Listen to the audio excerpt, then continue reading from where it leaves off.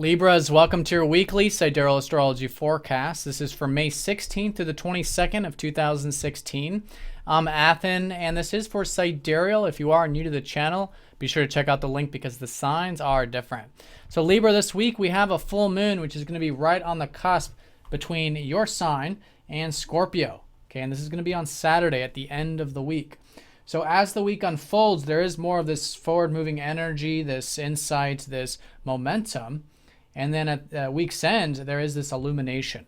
And what's really being illuminated here is more about yourself, more about your goals in life, where you're putting your energy, all right, what's important to you, this first house, your self-image, right? So that's that Libra side of it. Now, on the Scorpio side of it, this is relating to your second house of self-reliance, relating to your material security, which has been a big area of reflection and redoing in your life because you've had both Saturn and Mars retrograde in this second house.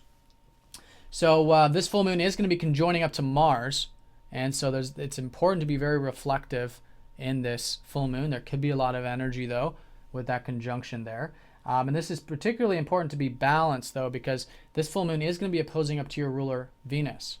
Okay, and Venus here is you. This is represents you in the chart, and this week Venus midweek is going to go into your 8th. All right, so this is a week where I think things are definitely shifting into more of the deeper side of life for you. And you may have noticed this previous weekend when the sun shifted into the 8th. So the 8th house is about what really matters to you in life. It's about opening up with self, diving deep with self, accepting self, all aspects of self, the human side of self. And it's through that acceptance that the transformation and the healing occurs of the 8th, right? Some of you on an external level might be focused on where you can release yourself from unhealthy bonds or unhealthy attachments, right? But through that releasing, it's really just releasing the fears.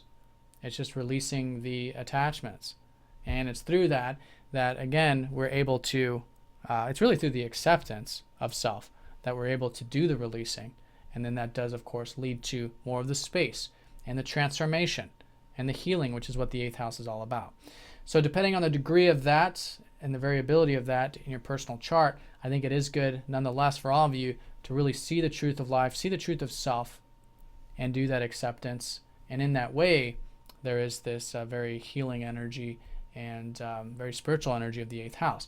So with that Venus in the 8th, opposing up to this earthly stuff here in the 2nd, which is about reflecting on redoing the material stuff, the finances, whatever it's been for you, it's important to stay balanced because this is the house of what's beyond the material side of life.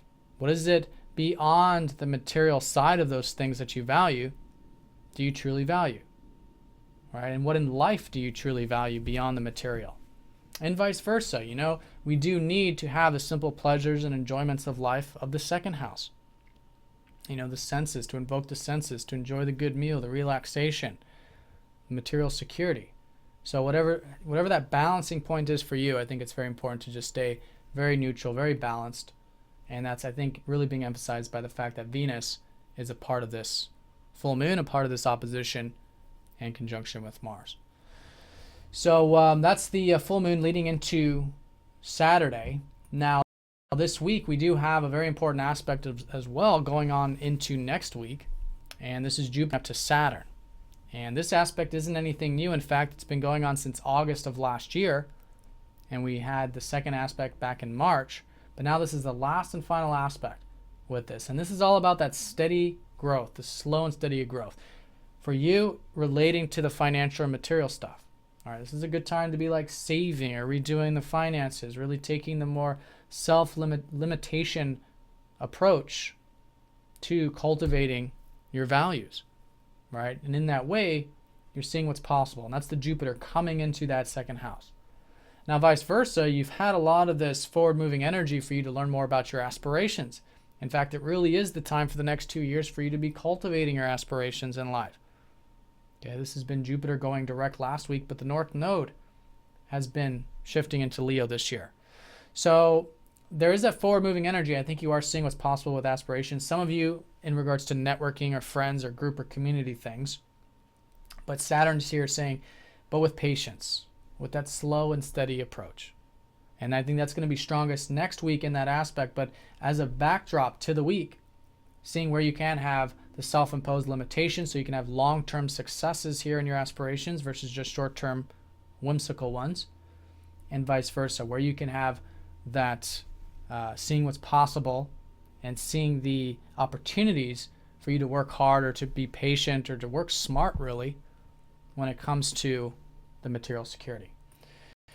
Now, as we approach the weekend on Thursday, that's when your ruler goes into the 8th house. So I think that's when things are more about the deeper connections with self in your relationships. There's been a lot of reflection, a lot of energy, I think, on relationships, when still is with Mercury retrograde. A lot of that's going to start to move forward on Sunday when Mercury goes direct. A lot of this understanding about relationships and these kinds of things. But here it's what really matters, and this is the house of really finding the true meaning of life. All right, and that's very beautiful. It's a very deep connection to life and to yourself and to your relationships, which is very, very transformative. So that's going to be the shift with Venus, and then on a Saturday, that's when the full moon is. All right, so the full moon really bringing to the forefront who you are, where you're putting energy, in this sense, what your aspirations are. All right, it could be a lot of illumination with that. And in terms of what you can continue to rework or redo and reestablish in your life relating to the material stuff, the values, the finances, even being aware of your sense of self-worth. What's your time worth? What's your energy worth? These kinds of things. All right, and having that patient approach to that. So that's going to be the full moon. And then, like I said, on Sunday, Mercury does go station direct. So this is going to be a subtle energy, but there is this shift of understanding, I think, more about relationships, one-to-one connections, all right, on Sunday or around Sunday, taking you into next week, which then I think there's more of this forward-moving momentum with your one-to-one connections, maybe in terms of sharing, exchanging, ideas and this kind of thing, communicating with those relationships, learning more about them in a much more active and forward-moving energy. All right. So Libra, I hope you guys have a fantastic week. Thanks for watching, and I'll see you all next time.